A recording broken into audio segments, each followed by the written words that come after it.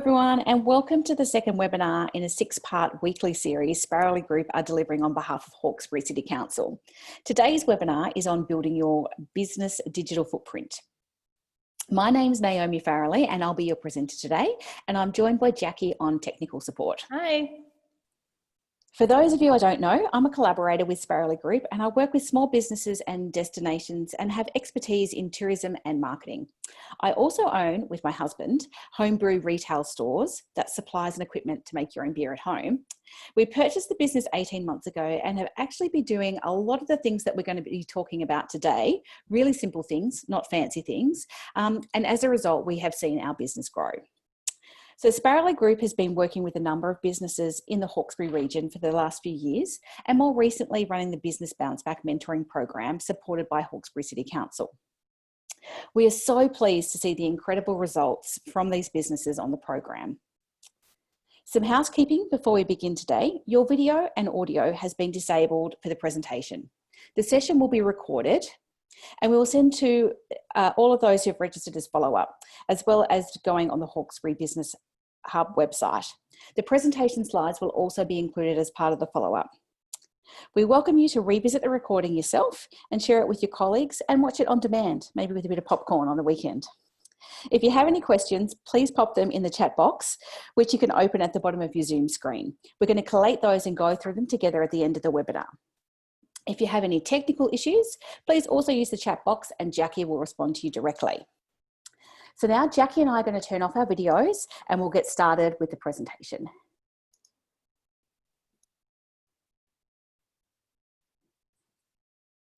So what are we going to talk about today? Let's break it down. There's 3 key areas that we're going to talk about. Firstly, what is your digital footprint? Secondly, we'll talk about how customers are using the internet at the moment. And thirdly, we'll talk about how you can grow your footprint and be found online by your customers.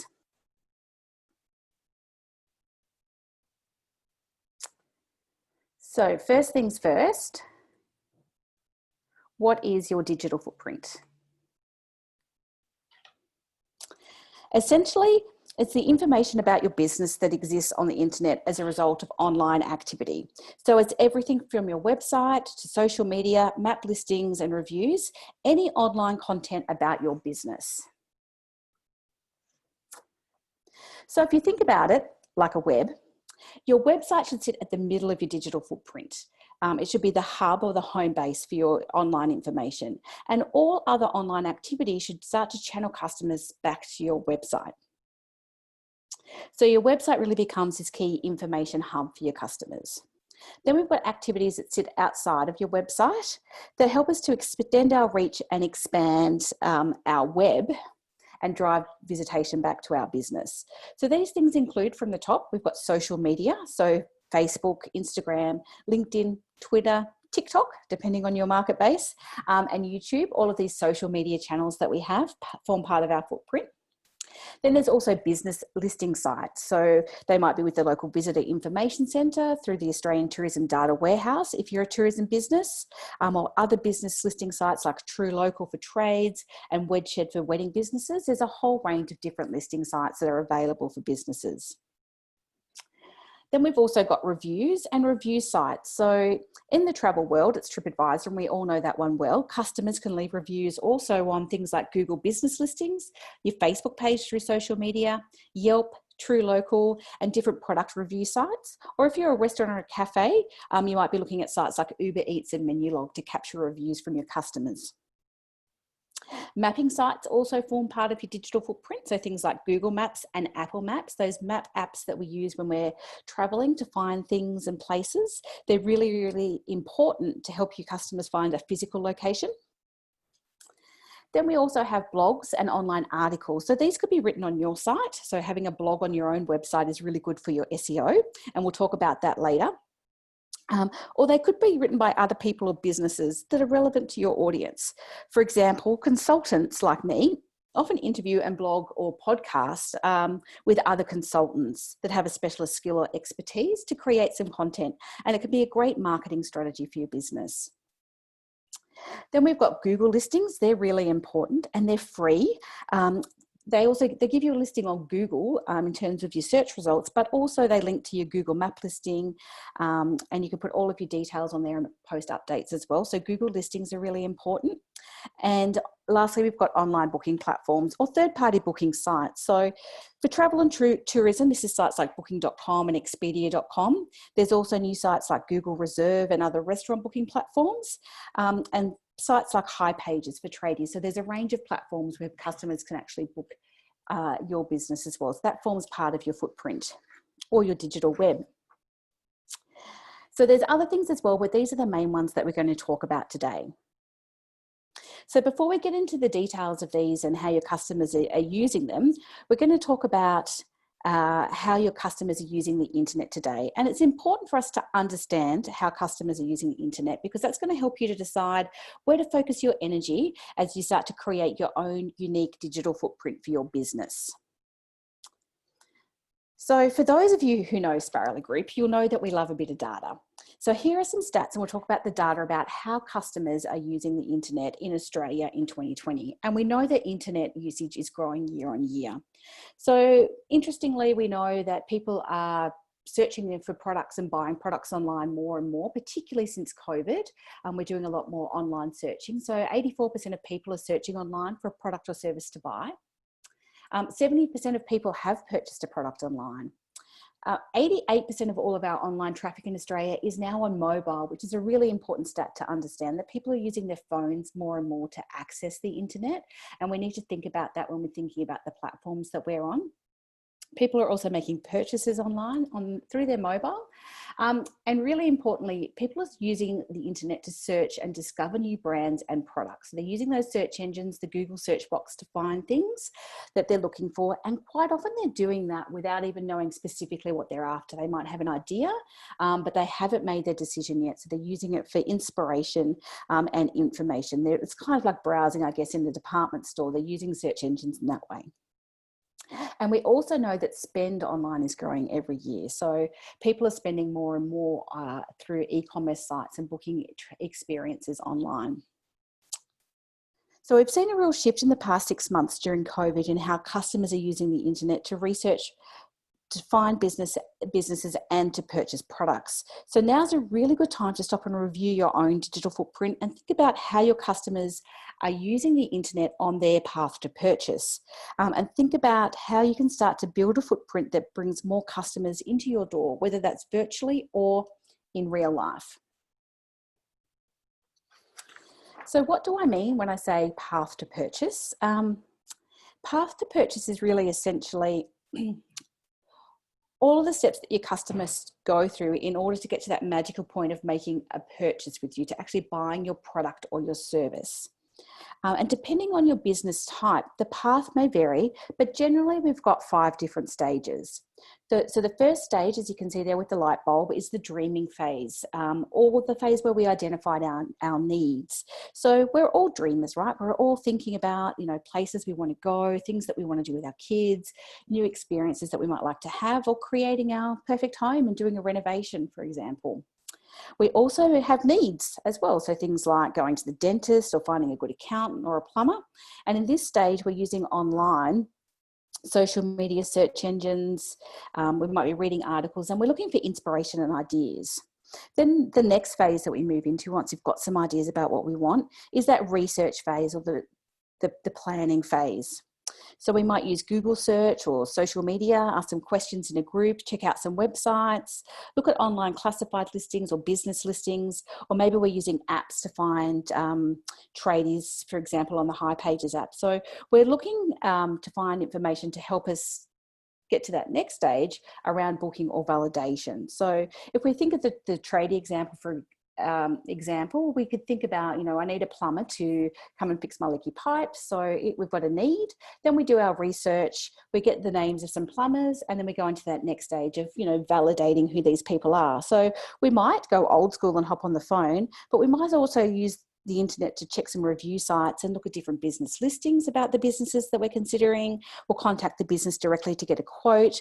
We might look at some blog posts or some articles that they've written to see, you know, really validate what they know about what they're talking about. Or if we're out and about and we need something immediately, we might be using that map functionality on our phone, that app, to find, you know, a coffee shop nearby, for example. So we get all of our information and we do our research, and then we make our purchase. So it could be we book the plumber and the plumber comes in and does a great job. We actually go on that holiday that we've been planning, or we make a purchase or book our appointment, say with an accountant or a lawyer or whatever we're looking for. So we're using different resources again through that experience phase, and particularly in that experience or purchase phase, when we're out and about, we might be using that mapping listings as well. Then we move into the sharing or the post-purchase phase. So this is, you know, the plumber's been and they've done a great job and they've cleaned up after themselves and your new bathroom's amazing, your pipes are all fixed, and we want to tell our friends about it. So we'll share that on social media. We might put a picture of, you know, the new bathroom when it's done and talk about the plumber that did it for you. We might write a review on one of the review sites, and some people who are really super keen actually have their own blogs and they'll write about their experiences as well. And by sharing in this post-purchase phase, we start the circle again and we help to inspire other people who are dreaming and researching for information online. So we need to think about our customers in our own business, and how you're going to connect with them at each point on that path to purchase. And that will help you to identify which platforms you need to start to look at building your business digital footprint on. So how can you do that, and how can you start to get found? Well, firstly, your website is really critical. As I said, first of all, it's your home base or your hub. And I know with the rise of social media, we've worked with quite a few businesses lately who don't have a website, but instead have a really strong social profile. And now, as a strong social profile is great, don't get me wrong, but you still need to have that home base, a place with content that you can control, and somewhere where you can direct customers to for more information to help them to really plan, research, and validate their purchase. There's a few things that you need to consider with your website. It needs to be modern and easy to use. It needs to list all the necessary information that your customer is looking for. It definitely needs to be mobile responsive, remembering that, you know, 88% of all our traffic is on mobile. It's surprising the number of businesses that don't have a mobile responsive website. So this is really, really important. And it also needs to have a good mix of high quality images and videos that really reflect your business. So as part of the follow-up from today, you're going to get a worksheet that takes you through a checklist about things to consider for your website and what you should be looking at. So you can do a review of your own website and make sure that it really is a home base that you can be proud of and direct customers to. So as well as having a really fresh website, you need to make sure that it's optimized for search engines so that people can actually find it. So this is called search engine optimization, or SEO. You might have heard of it. And really, SEO is just the process of working to maximize the number of visitors that come to your website, and making sure that you're really appearing high in the results that are returned by that search engine. So when people are typing into Google search boxes, that you want to make sure that you've done everything you can to get your business to list highly in those search results. So everything that you do to build your digital footprint is going to help with your search engine optimization, but there's some specific things that you can do in the back end of your website to help you improve your ranking. So things like looking at keywords and phrases, having a minimum length of 300 words of text on each page of your content, web content, having links in and out of your website, and posting new content regularly via a blog, and integrating with your social. That's all going to help you to improve your search engine optimization. So it's a big topic and we could talk for hours about it, but we don't have time today. But in last week's webinar, in the follow-up, we shared up some links around SEO fundamentals and the principles of it that you should refer back to if you haven't already. Don't worry if you missed the webinar. We'll share the previous webinar resources in the follow-up email with you. So have a look at those and start to think about those keywords and do some research about what words people are typing into that Google box when they're looking for your business. So think about, you know, it could be plumbers near me, luxury accommodation close to Sydney, gluten-free donuts, whatever the words that people are using to look for your business are the words that you should start to include into your search engine optimization activities. And why do we need to optimize our website? Well, because having a website that isn't optimized is like having a phone number that's not listed in the phone book, right? If you remember the phone book, that's where we used to look for business information. If you're not listed and people can't find you online, your business isn't going to be found. So it's really important that we think about some of these simple SEO activities that you can do to improve your search engine rankings. So as I said, everything that you do around building your footprint will also help to improve those rankings, because it's showing that you've got fresh and current content and you're a real business, and it's driving traffic back to your website. So what can you do? Let's start with getting listed. So you can extend your reach by getting listed on a range of business websites. So there's industry specific platforms. Some are free and some are paid. So for tourism businesses, we've got the Australian Tourism Data Warehouse. There's sites like Wedshed for wedding businesses, Google Business, True, Local, Yelp. Restaurants and cafes can use Menulog and Uber Eats. These help to create a billboard effect for your business and drive business and traffic back to your website. When you're listing online, it's important that you remember to be consistent with your listings and make sure your information is correct and up to date. Know where you're listed. So keep a record of where your listings are. Use some really good images. Optimize your listings. So making sure that you think about those keywords again with your listings and build them into your listings. Link them to each other, link them back to your website, and keep them up to date. That's really important. Oops. Oh, I'll just go back. Sorry, jumped ahead. One of the key things that you can do, and the best listing to get, is your Google My Business listing. If you don't have one, if you do nothing else from today's webinar, jump online and make sure that you have one and that it's current and up to date. You will get a worksheet again from today's webinar that talks you through the steps of getting your Google My Business listing, but it's really, really important, and it's free. For optimizing your online presence. So it gets you that listing on Google Maps. It also gets you, it gives you a place to catch reviews from customers, and you can also gather analytics and insights about your customers through that one listing as well. Again, when you're completing that listing, make sure that there's some key things to consider. Make sure you can complete all the details. Check your name, address, and phone number. This is really important that it's consistent across all of your listings. You'd be surprised at the number of people that have an incorrect phone number when they enter it in, or their address isn't quite right. So make sure you check that. Post on your Google My Business listing. You can put images and posts on there. Include links to other social media. Get a YouTube account. This is important. Sounds, maybe not important if you're not doing videos, but Google actually owns YouTube, and Google likes Google. So if you have a Google listing linked to a YouTube listing, that's going to help you come up higher in terms of your search engine rankings. And lastly, you really need to make sure that you verify your listing. It's a step in the process of getting your listing that will make sure that your listing is actually published. So make sure that you click the verify button and go through that step of verifying your business listing. So as I said, you'll get a handout with all of the details, and you can work through it step by step to get your listing online and up to date. Oops. So the next thing you can do is start to really amplify your messages through social media. And there's lots of different social platforms out there, as we all know. Last week on the webinar on marketing fundamentals, we talked about, talking to your customers where they are online. And the best way often to do this is through social media channels.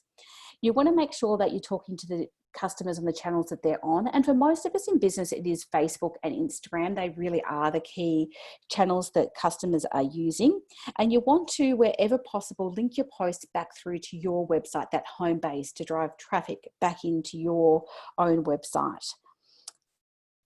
Some key things to remember when you're looking at social media is to make sure that your listing or your page is set up as a business account. Quite often businesses don't. They set it up as a personal page. You want to make sure that it's set up as a business account. That will give you extra functionality, including insights into how people are using and engaging with your page. And when you're posting on social media, remember the social aspect. So don't be salesy. You want to be informative and useful and add value to your customer through your social activity. Don't focus on the sales. The next thing you can do to build your footprint is to look at customer reviews. So reviews are really important. They're a way to build trust and develop social proof with our customers. And there's lots of different channels, again, that you can get reviews through. But again, we need to come back to our customer and think about how they're using your platforms. Most commonly, Facebook and Google business listings can capture reviews for you. But so does TripAdvisor as well in the travel industry, and other sites like True Local. Customer reviews are important because we know that consumers, when they're researching, read reviews before they visit a business page, and that 88% of consumers trust online reviews as much as personal recommendations. We also know that around 72% of people say that positive reviews make them trust a business more. And 86% of people are less likely to purchase or trust a business that has negative online reviews. So managing your online reputation through reviews is really important. You also need to think about how you deal with reviews as well, and provide feedback to customers when they're giving you feedback. Respond to those reviews online. But when you're doing that, it's really important to remember that it's a public forum. So when you write your response to reviews, and you should respond to reviews both positive and negative, that you're keeping in mind that it's a public forum and that everyone is going to see your review. It's going to be online forevermore. So respond to negative reviews promptly. If you have made a mistake, admit your mistake and, thank them for their feedback. Write like a person, not a corporation. Highlight the strengths of your business, and if it's warranted, offer some restitution for your customers. So it's really important that you're tracking and responding to all of your online reviews. Then lastly, you can extend your reach through getting bookings and working with booking websites, third-party booking websites. Sites like in the travel industry, Expedia.com or Booking.com. There's the 4, Google Reserve, Menulog, all of these listing sites. Some of them you can also make bookings on. So they have dual benefits, you'll find. They can drive bookings into your business, and yes, you will have to pay a commission for it, but that, you need to think of that as a marketing cost that you only pay when you actually get a booking. But the other benefit of being listed on these booking sites is, again, that billboard effect, like the business listings we were talking about before. They're really giving you exposure that you can't generate on your own. If you think back to that research stage that we talked about, where customers are looking across multiple websites, and think about perhaps how you book travel. When you're booking a hotel, for example, customers generally will go online and they'll look at sites like Booking.com and Expedia.com and all the other different booking sites. And they'll check some rates and they'll get some information, maybe even read some reviews. But in the end, they might actually come and book directly with you. I know that I do that quite often when I'm looking at travel in particular. So the booking platforms and the other big booking sites that are out there, they have massive marketing budgets. They're multi-million-dollar marketing budgets that sit behind them. And they use a lot of fancy data science to really understand who their customers are and how they are working online, so they can be quite targeted in their advertising. So for you as a very small business, you can actually leverage off that and benefit from those big marketing spends just by being listed on those booking sites. So I know that was really a lot of stuff to cover in not a lot of time, but I hope there's some insights in there that you can pick up on, that you can start to use to build your own footprint. To recap from today, our customers are all over the internet and they know how to use it, right? They're using it more and more, and mobile is more and more becoming the preferred device they're searching on. Your website should be your home base, so make sure that it's a home that you're proud of. There's 5 gets that you need to consider to grow your footprint and build and extend your reach online. You need to get optimized. So think about that search engine optimization at every point. Do some research around the keywords that customers are using for your business and start to incorporate them into all of your online listings and your own website. Get listed. Jackie's going to give everyone a bonus point who gets listed on Google after the webinar from today.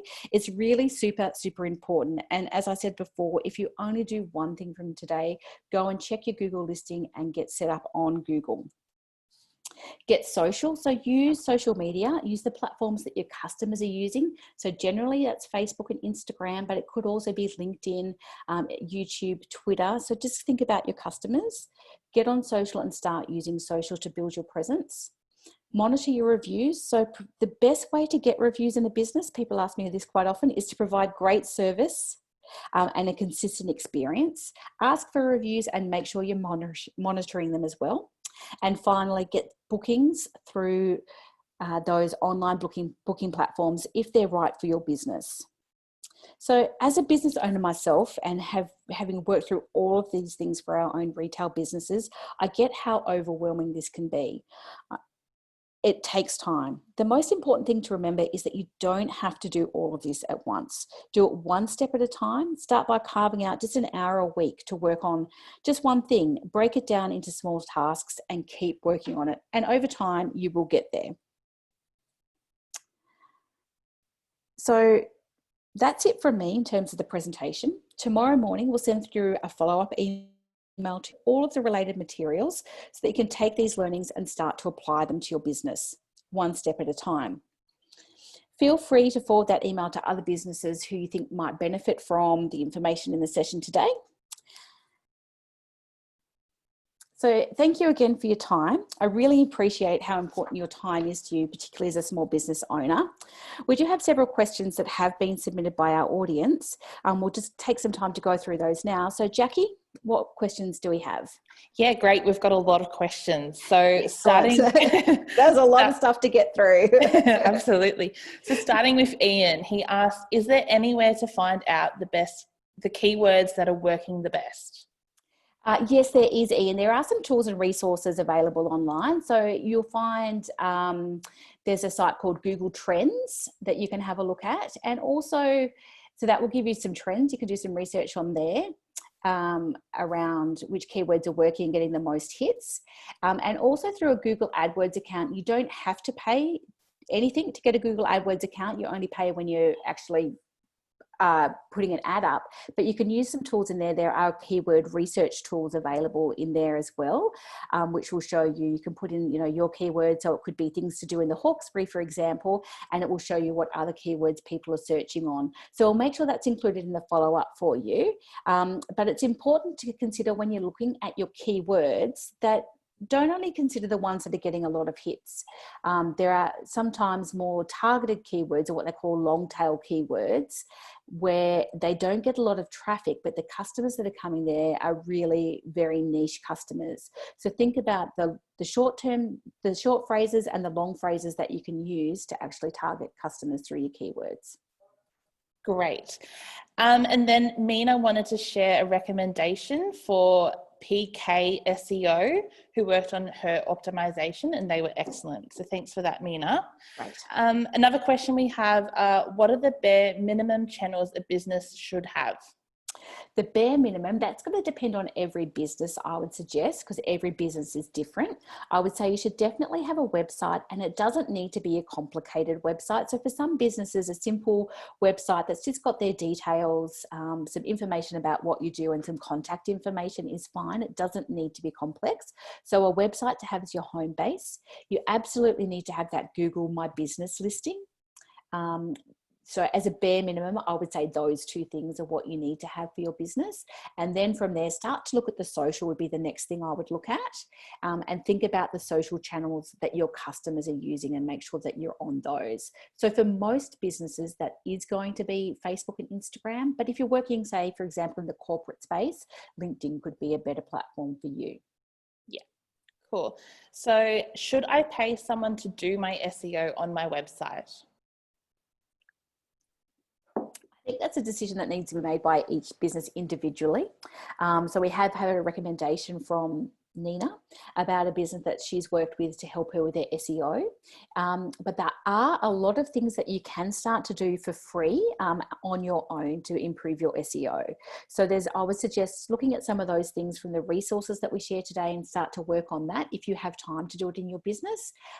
If you have some budget and you want to outsource your SEO, the key thing to remember is that you need to really provide a clear brief to somebody that's going to do it for you, and be clear on the expectations and what you're looking at getting back in return. Yeah, great. Another question. So we have just set up a booking platform with Bookio. Do we need to be on multiple booking sites?